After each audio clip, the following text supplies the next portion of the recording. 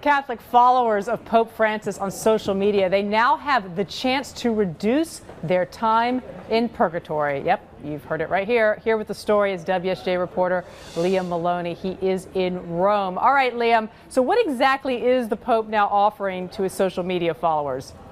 Hi. The Vatican is basically offering, or the Pope is offering Catholics that cannot attend next week World Youth Day in Rio, Brazil, the opportunity to use social media, and we're talking about Twitter, internet mainly, the opportunity to actually receive plenary indulgences.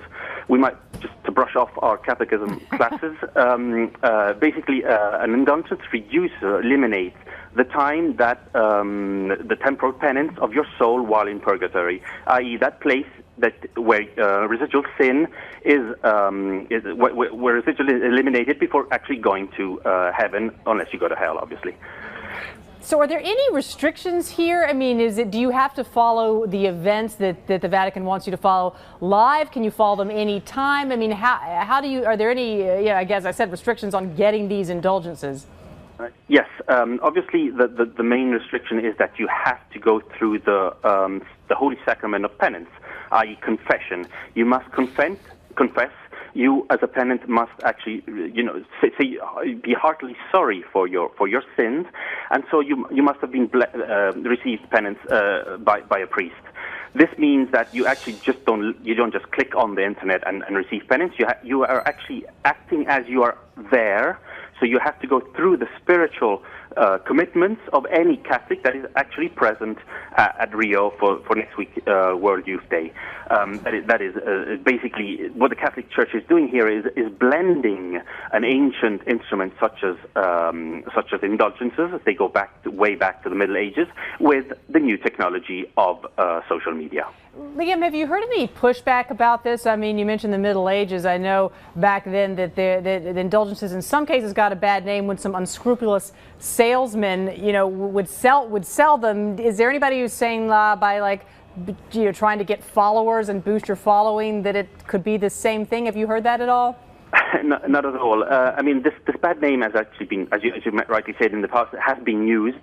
But the previous Pope, Benedict XVI, and John Paul II, actually pushed indulgences back very much into the forefront of the Catholic Church. It is a very spiritual element where you where you actually are, as I said, you confess your sins, you are heartily sorry for what you have done, and this is a very spiritual thing according to the Church that allows you to redeem some of your punishment for what, if you would be punished, obviously, in purgatory. All right, Liam, thanks so much for being there. Maybe this will boost the Pope's Twitter accounts, 2.6 million. I think Lady Gaga's still around 39 million, so he's going to catch up. Thanks for being with us. Looking to absolve your sins? Well, the solution is right at your fingertips. The Vatican has announced Pope Francis will be offering forgiveness in 140 characters or less. Per tradition, Francis will offer plenary indulgences, that is, reductions on purgatory time, to participants at World Youth Day later this month. A Vatican official told Vatican Radio indulgences are linked to a theme that Pope Francis has spoken very frequently about since the moment of his election, that is to say, to the gift of God's mercy. About 2 million pilgrims are expected to head to Rio de Janeiro for the new pontiff's first trip abroad, hoping to shave off some time in limbo. But they're not the only ones. Any of his 7 million Twitter followers legitimately prevented from attending will have the same opportunities. Francis has extended the rites and pious exercises of the event to those following it on TV, radio, and through social media. But there's a catch. A Vatican source tells The Guardian you must follow the events live online.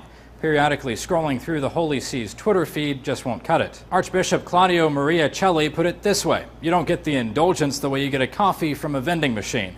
There's no counter handing out certificates. Perhaps the news shouldn't come as that much of a surprise. The Vatican, while often criticized for being slow to change, has found new ways to connect with followers outside beyond church pews. It now has a Facebook page, YouTube channel, and even a Pope app for Catholics on the go. But while the church may be getting more tech-savvy, Francis himself still has a ways to go. A Catholic TV channel editor reflects on a conversation he once had with the Pope. Once I wanted to give him a CD player. He asked me how many buttons it had.